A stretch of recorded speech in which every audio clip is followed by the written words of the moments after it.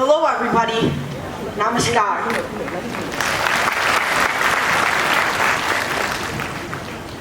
I'm so excited to be here with you today at Burdwan University. I'm very excited to teach you all about number theory.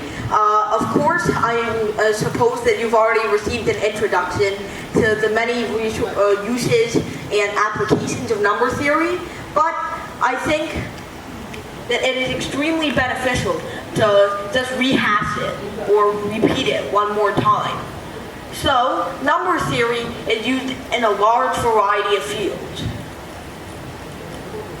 But probably the most important is encryption. Encryption is a kind of something that keeps your data safe. So, data like your messages, your phone calls, your texts, etc., your pictures, your images. So you don't want anyone else viewing those by hacking your account or your phone, right? So, how do we use number theory to prevent these hackers from doing so? Well, it all has to do, first off, with primes. This is just an introduction to why number theory is important.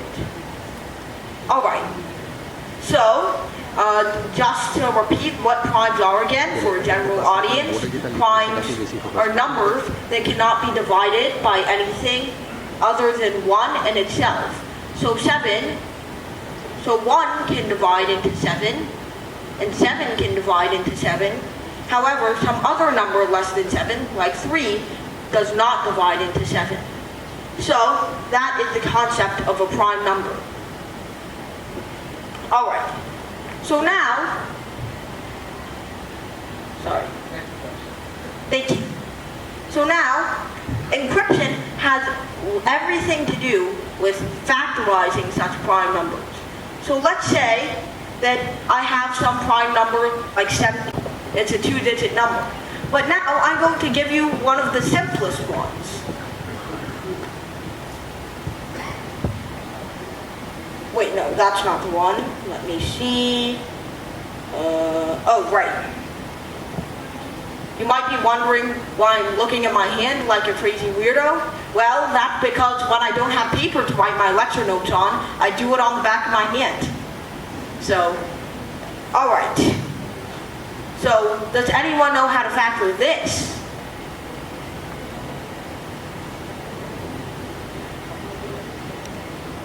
No one? No one knows the 2 prime factors? You can raise your hands, by the way.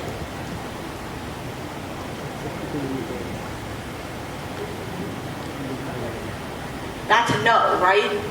Well, good. I didn't expect you to within the limited time limit, because the 2 factors are reasonably large, 119 and 67. And it's already hard to factor numbers like these. Now, what happens when you get a 30-digit prime?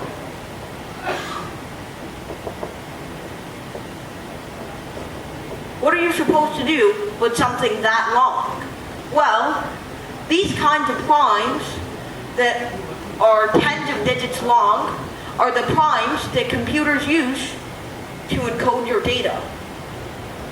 Anyone who knows that 1 prime factor can easily decode the other by just dividing, because dividing is not that hard for a computer to do. But anyone who doesn't know the first prime factor, so that's one of the biggest uses of number theory and why it's used to keep your data safe. So that answered the question, why is number theory useful? At least for one purpose. So today I don't want to delve into the rabbit hole of primes. Of course, there are lots of theories going on about that kind of stuff at all times. You know, even the Riemann hypothesis, probably one of the most famous hypotheses, unsolved problems in mathematics, has a lot to do with primes. But today, I'd rather like to talk about infinite series.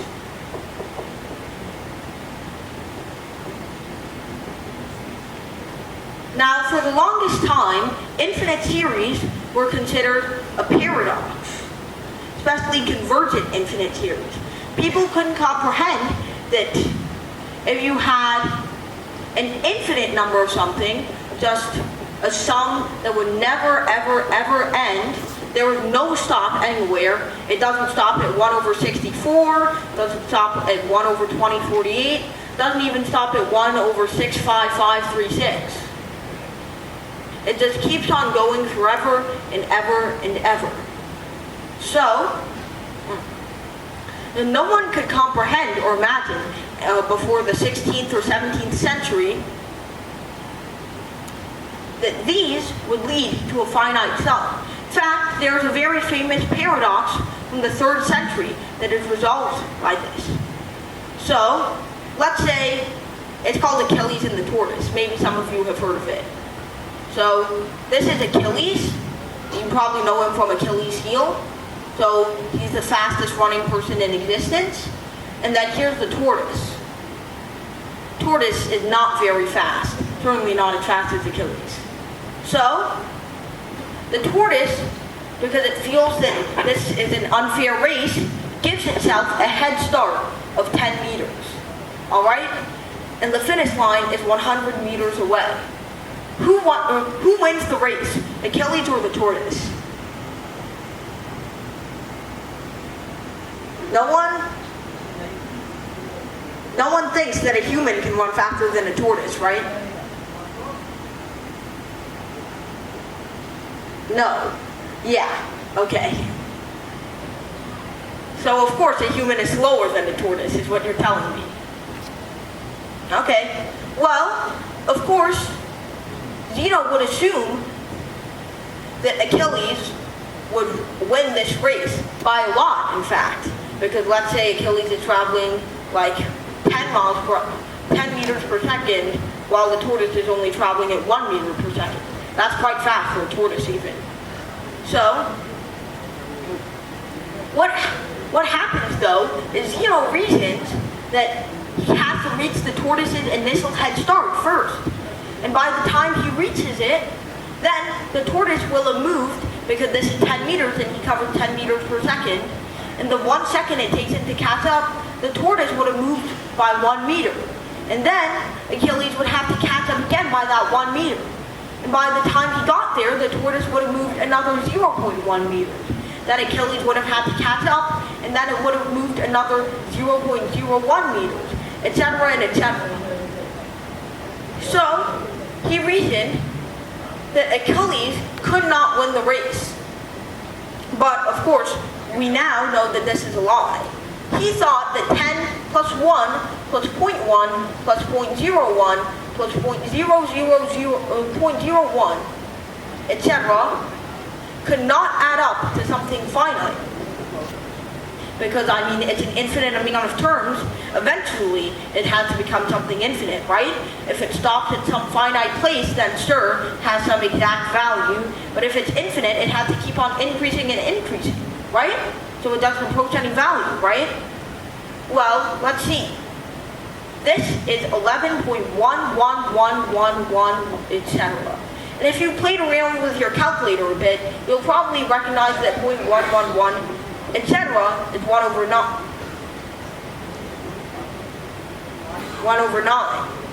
Or if you haven't, you'll probably recognize that 0.333 is 1 over 3, and dividing this equation by 3 will give you 0.111. So that would lead to the reasonable conclusion that this is just 100 over 9. And it would just take 100 over 9 seconds, or what? About 11 seconds for Achilles to catch up with the tortoise. So, in a similar way, this remained unsolved for an exceedingly long time. 1 plus 1/2 plus 1/4 plus 1/8, etc. equals 2. So how do you even sum this up? How do you sum up an infinite amount of terms? Well, infinity is very hard to grasp in these terms, but there's a very good axiom that you can use with infinite series to help you decipher if something is convergent by a regular definition of the word or not. Essentially, let's say that we have a sequence, there's a very good axiom that that you can use with infinite series to help you decipher if something is convergent by a regular definition of the word or not. Essentially, let's say that we have a sequence A sub k. So in this case, we have a sequence A1 equals 1, A2 equals 1 half, A3 equals 1/4, A to the 4 equals 1/8. Does anyone see the pattern here? What's the pattern here? Anyone? Oh.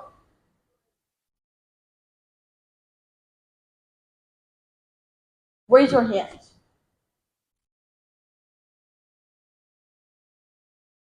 That's still kind of confusing. So, you divide by 2 every time. You'll notice that 4 is just 2 squared, so it's 1 over 2 divided by 1 over 2, or 1 over 2 times 1 over 2. And this is the same thing, but this is 2 cubed. This is 1 over 2 times 1 over 2 times 1 over 2. So that means naturally a to the 5 would be 1 over 16, etc. So what would that mean? A to the n is 1 divided by 2 to the n minus 1. Alright, so now what we want for this convergence is to show that the limit, let me just check if my writing is showing up over there. The limit as k approaches infinity of a to the k, and k approaches infinity is a very vague term when we're trying to decipher what infinity means, but essentially it just means as k gets bigger.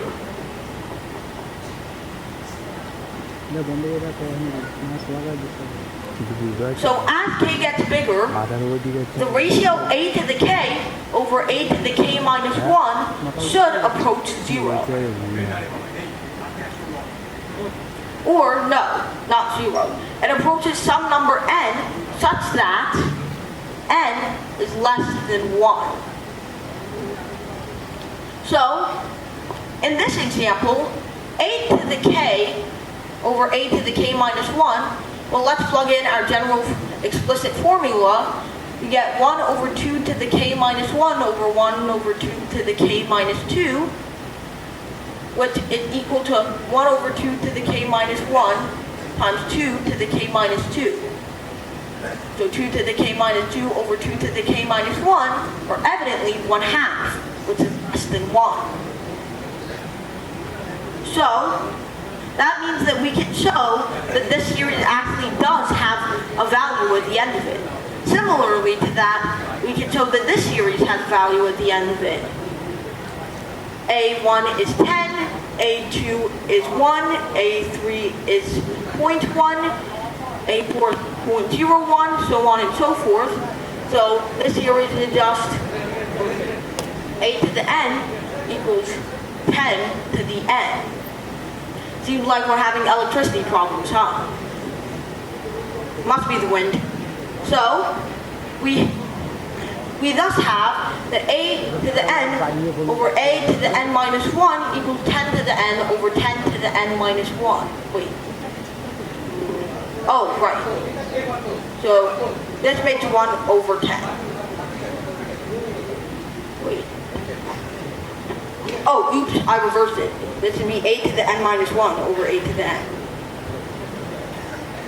So this would be 10 to the n minus 1 for 10 to the n, or 1 over 10.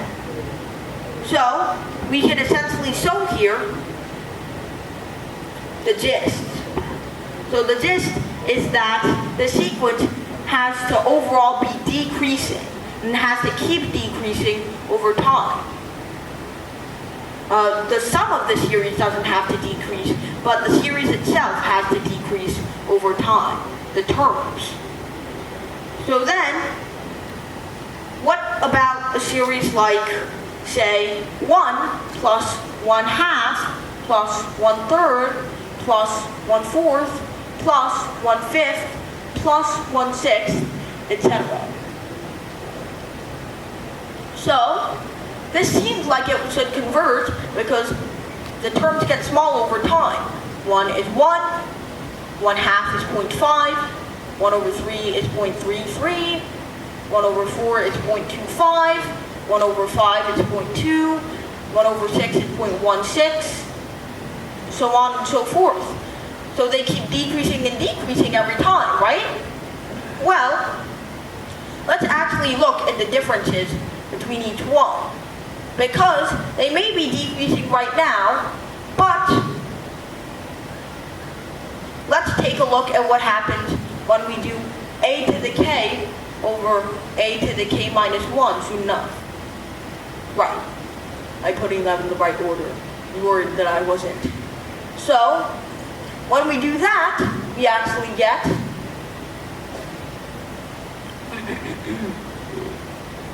oh, wait a second. I'm just realizing, how did I actually mess this up? This is not 10 to the n. That would make it diverge expectedly. This is, let's see, so I believe it's 10 to the 2 minus n. Yeah, that looks about right. So since it's 10 to the 2 minus n, this is actually not reversed. This is a to the n minus 1, a to the n over n minus 1. So this is 2 minus n over 2 minus n plus 1, or 3 minus n, or 1 over 10. Sorry for that mistake. Alright. So, a to the k over a to the k minus 1. Let's get back to that topic. Because it should be pretty obvious here that a to the n is equal to 1 over n. So we get 1 over k divided by 1 over k minus 1, which is equal to k minus 1 over k. And now, thinking about the limit of that as that approaches infinity. This is equal to k over k minus 1 over k, or 1 minus 1 over k. And if you look at the graph of 1 over k for positive numbers, you see this. It keeps approaching and approaching and approaching 0 for increasing k. But of course, 1 over n, where n is any integer, can never actually be 0 or less than 0. But the limit, as it gets bigger, can be. So, essentially, that means that the limit as k approaches infinity for this one is 1. And uh-oh, that's not allowed, is it? So, it turns out that the harmonic series actually does diverge. I believe that for those who are interested in it, it is something like this, the summation, and log x also diverges over time, but that's not what we're here to talk about today. Hello. I'm using my hand all this time when so many people have done such hard work to give me this eraser. আমি বর্ধমানে আছি, So, বড় phone let's করছি। actually use it.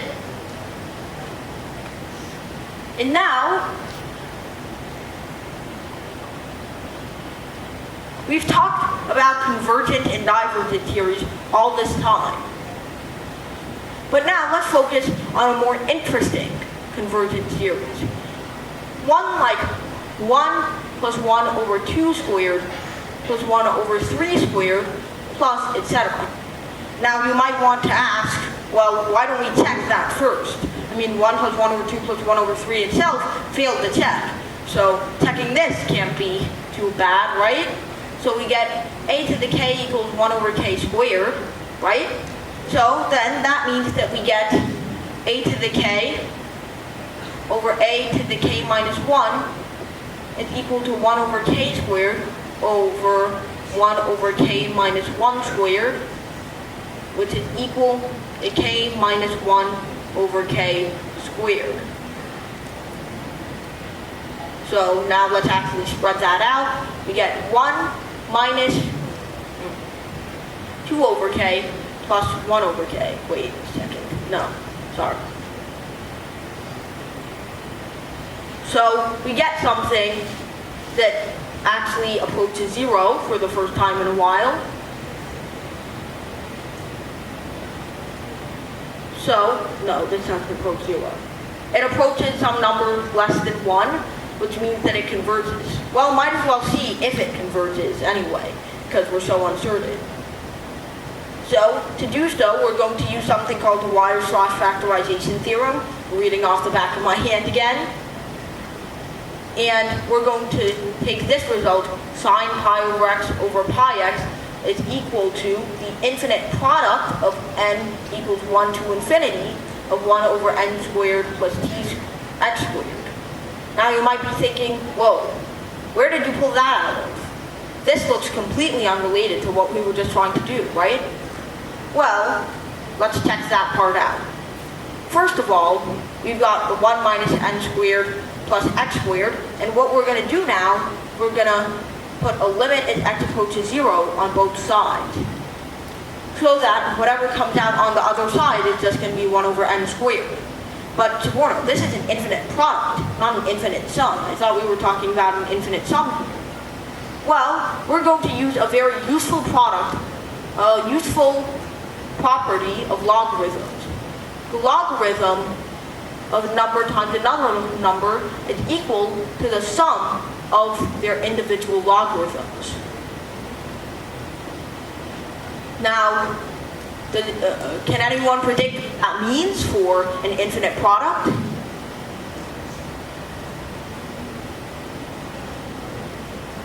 It's not like I can see raised hands in the dark anyway, so let's see.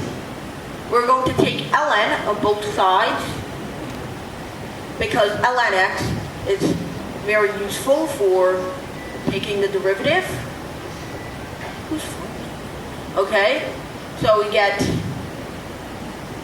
this ddx of, wait, no, we're not doing that part yet.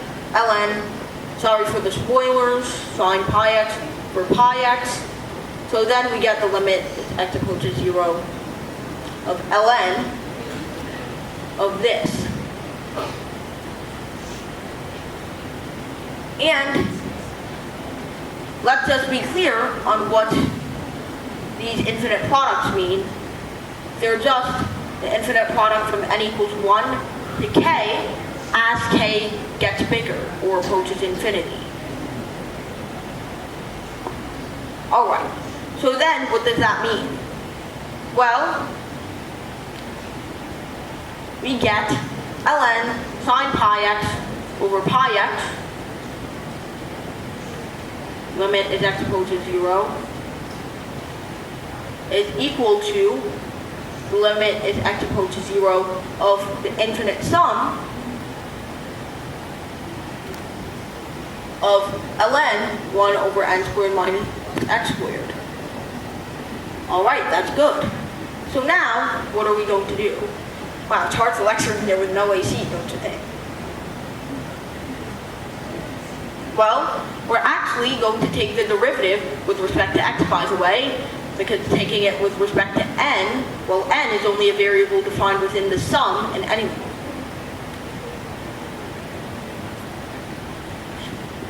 Oh, okay. Yeah, I'll try my best to do that. I'm sorry. Okay, so let's finish this part real quick. We got sine pi x over pi x. It is equal to limit as x approaches 0. We're going to use the chain rule to take the derivative of this part.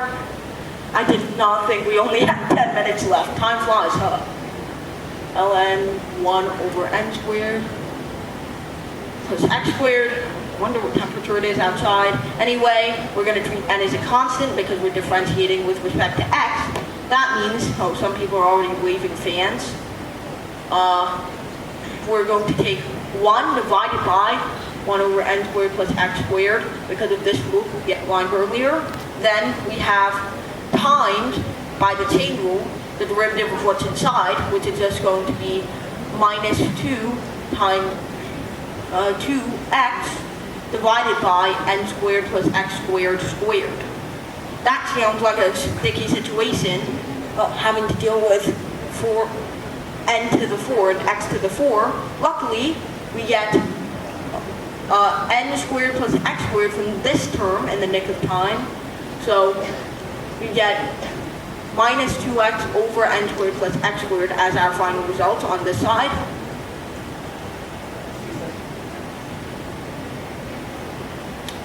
Now, since we're summing over n here, then this minus 2x term can be wholly factored out. You might be asking, well, why can't x squared be factored out? Because it's in the denominator with n squared, which can't be factored out because we're summing over it.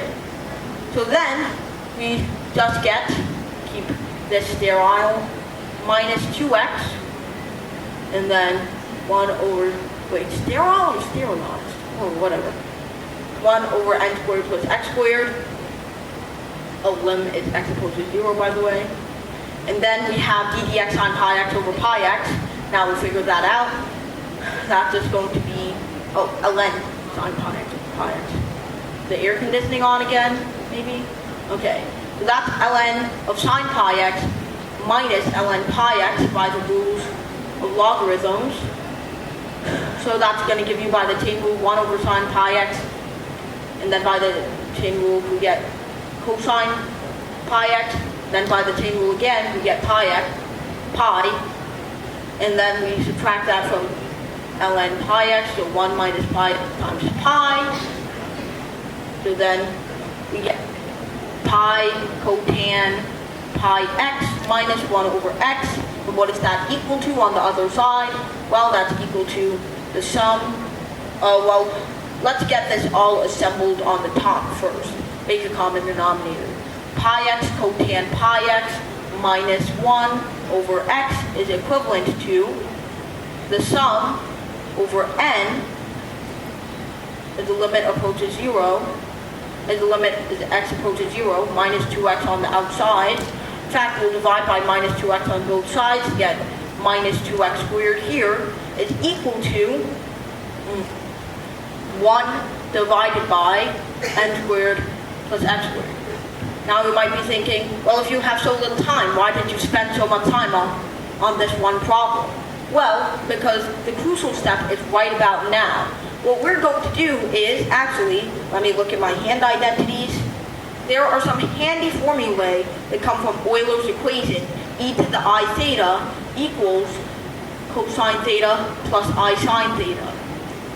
Specifically, this, I'll fly on my arm, e to the I theta plus e to the minus I theta over 2 equals cosine x, which is equal to I hyperbolic cosine. And if you're asking the hyperbolic trigonometric functions, remember that they're basically the circular trigonometric functions, but applied to a hyperbola instead. So cosine hyperbola in specific kind of looks like a parabola, but it's actually not.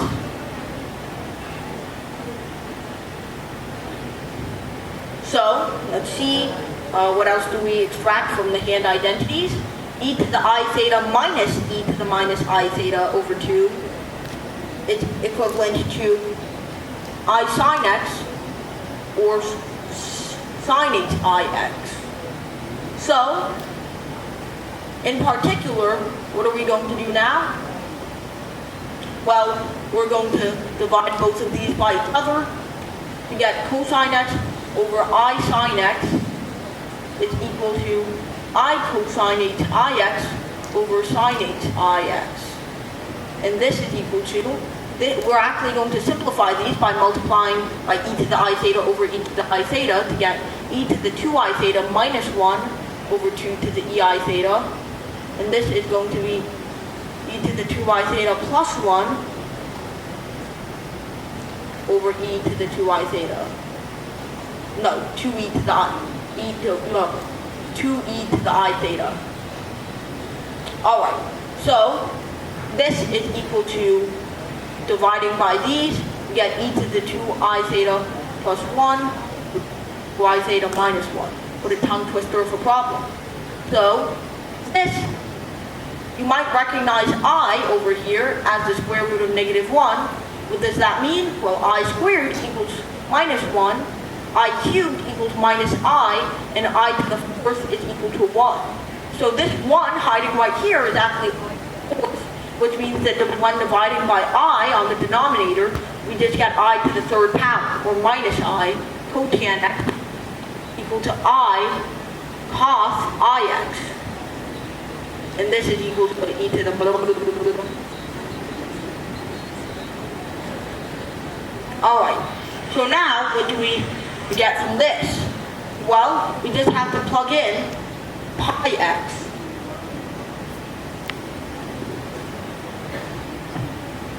Okay, let's see. So, we get minus I cot pi x is equal to I cos pi ix. Now, we're going to let t equal, okay. Now, we're going to let t is equal to ix, or rather pi ix. Right? Oh, no, that's wrong. We just do ix. Alright, so we get minus I cotan, and let's realize what this means for x. That means x is equal to minus it by this rule.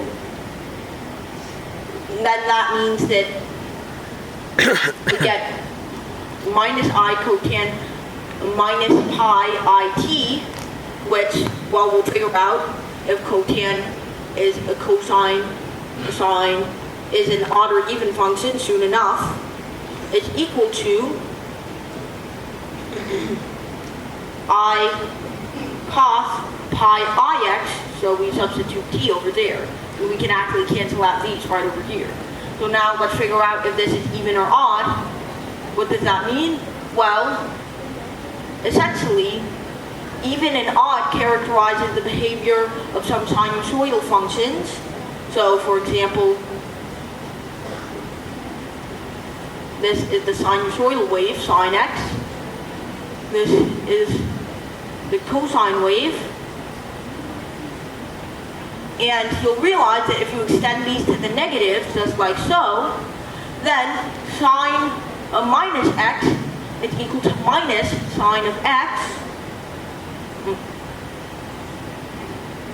as you'll see, and cosine of minus x is actually equal to cosine x. So, with that behavior, we can accept by dividing that cotangent acts like sine, and that cotan of minus x is equal to minus cotan x. Alright, so that means that we get cotan of pi it equals cotan 8 pi t. Alright, now where can we plug that in exactly? Aha, if you're in the perfect spot. Right over there.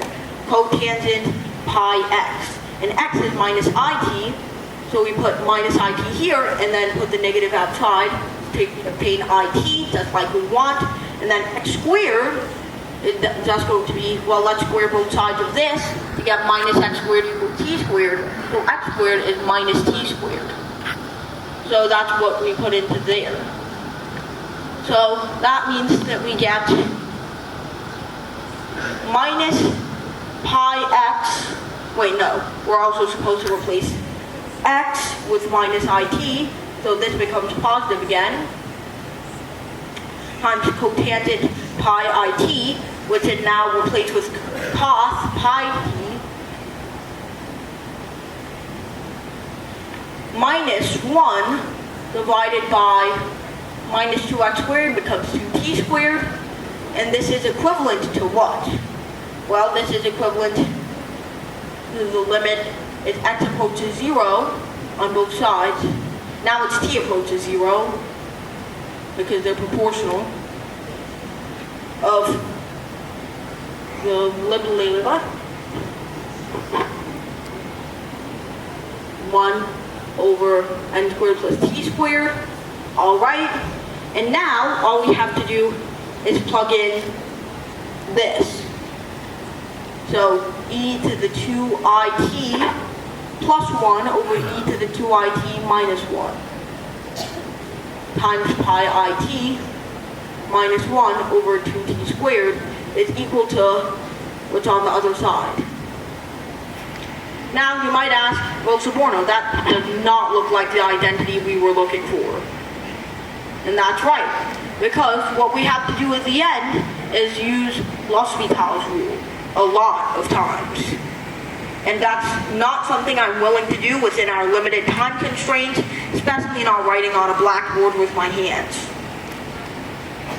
So, all I'm going to show you is the end result of using L'Hospital's rules 4 times.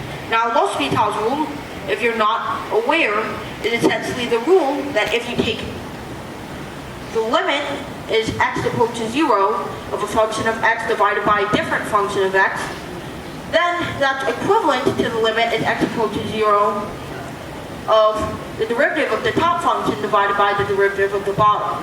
So we essentially use that because we're taking 2 different functions of t on the top and bottom 4 times, which grows the expression by a lot and then shrinks it a little. And the final result is 2 pi cubed t plus pi squared divided by 4 pi t plus 6. And that's equal to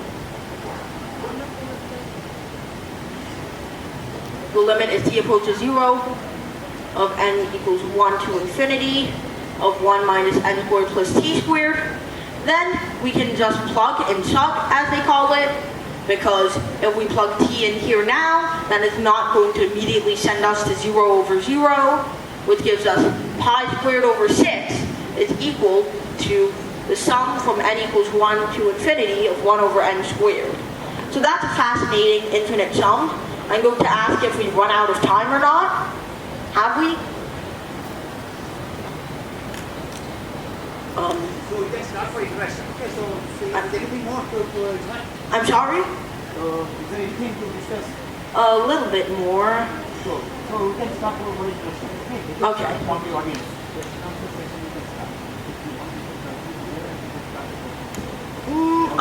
I have some more to cover. Just tell me when we should. How many minutes? Minus infinity, right? Well, yes, that's true. If we use the ordinary definition of a summation. Now, once Euler said, when attempting to sum one of these divergent series, I realized in a time before writing this text that we need to redefine and expand the definition of summation. And so that's exactly what he did. So essentially, we can no longer take this as just the limit of what something approaches. So, for example, one divergent series that we are about to sum is this series.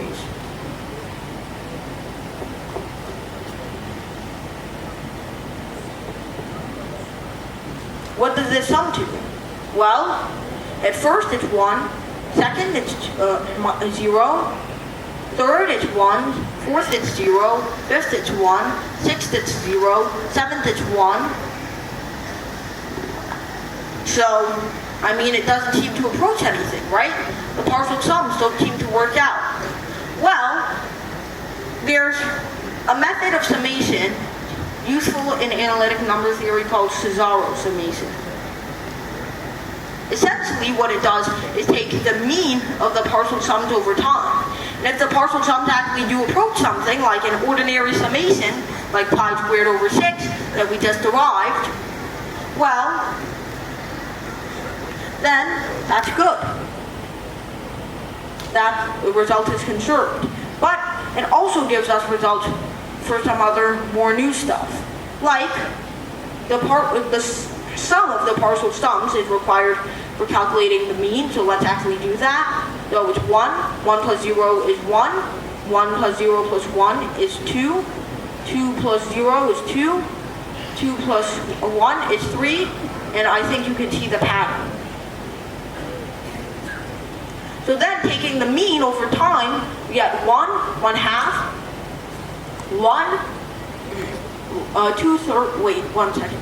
1, 1/2, 2/3, 1/2, 3/4. Wait, no, not 3/4, that would be dumb. 3/5, 1/2, 4/7, 1/2, 5/8, 1/2, 5/9, 1/2, etc. So you can see that it's gradually approaching 1/2, kind of like this. So 1, 1/2. 2/3. Sorry. 2/3. 1/2. 3/5. 1/2. 4/7. 1/2. 5/9. 1/2. And so on and so forth. So it bounces around a little bit above 1/2. But the limit is, of course, 1/2 as you go onward and onward and onward. So we can Cesaro sum this to 1/2. Now, summing this opens up a lot more paradoxes. Like, what is 1 minus 2 plus 3 minus 4 plus 5 minus 6, etc., which is actually a problem that Euler solved in 1/4, and 1 plus 2 plus 3 plus 4 plus 5 plus 6, the Ramanujan summation, which actually follows quite easily from these two, to be minus 1/12. Now, we don't have time to display the actual derivation of these sums, so I'll use the brief time that we have left to discuss the biggest application of this all, Fourier transforms, or however you pronounce Fourier transforms. So, Fourier transforms are essentially infinite sums of sinusoidal functions, cosine x and sine x, that little by little adjust to any function. So, for example, the square wave right here can be approximated over time by sinusoidal.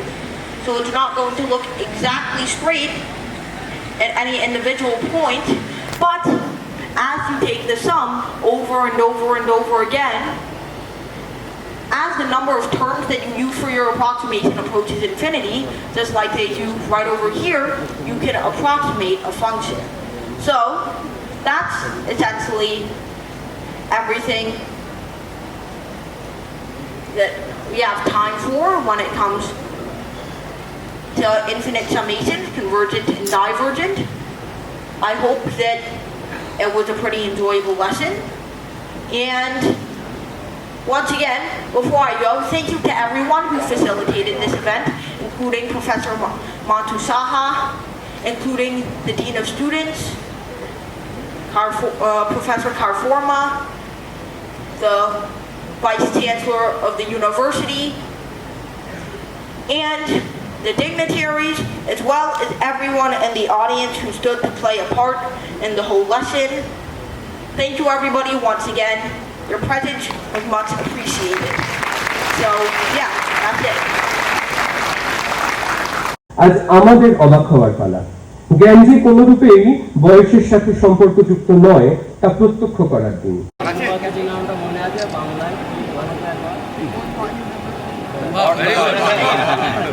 আমরা এই অনুষ্ঠানের শেষে যদি আবার সুবর্ণর সাথে ছবি নেওয়ার চেষ্টা করি, তাহলে বর্তমান অনুষ্ঠানটা আমরা শুরু করতে পারি। শ্রীযুক্ত সুবর্ণ আইজাক বাড়ি, তাকে সম্বর্ধনা দিয়ে বরণ করে নিতে আমি অনুরোধ করব আমাদের মাননীয় উপাচার্য প্রফেসর গৌতম চন্দ্র মহাশয়কে।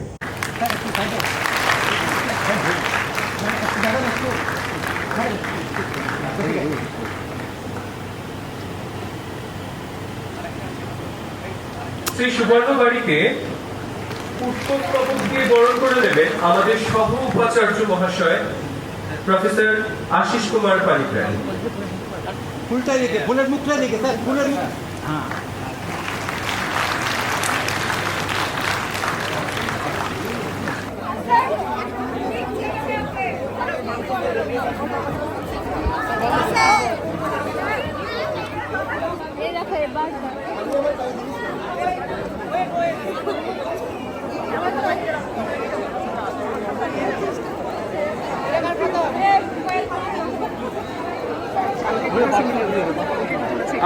না, কলকাতায় না, স্বামী বিবেকানন্দ কলেজ। ও না না না না না, থ্যাংক ইউ সো মাচ, নমস্কার নমস্কার নমস্কার, থ্যাংক ইউ সো মাচ। ওখানে যা না, ওর কাছে যা, ওখানে যা। হ্যাঁ।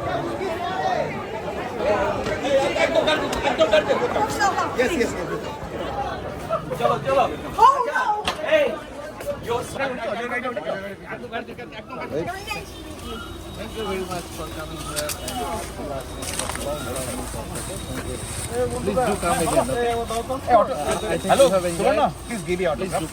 Please give autograph. So if just time permits, so I will visit your master's around. Okay.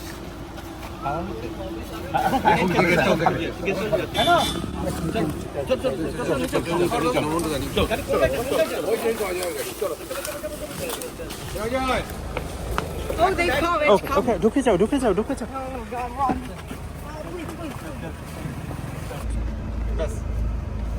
Best, chill. Yes. Oh, okay, please. Last. Last. Thank you.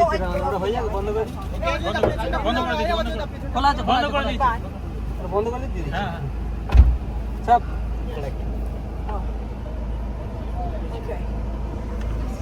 Oh, God.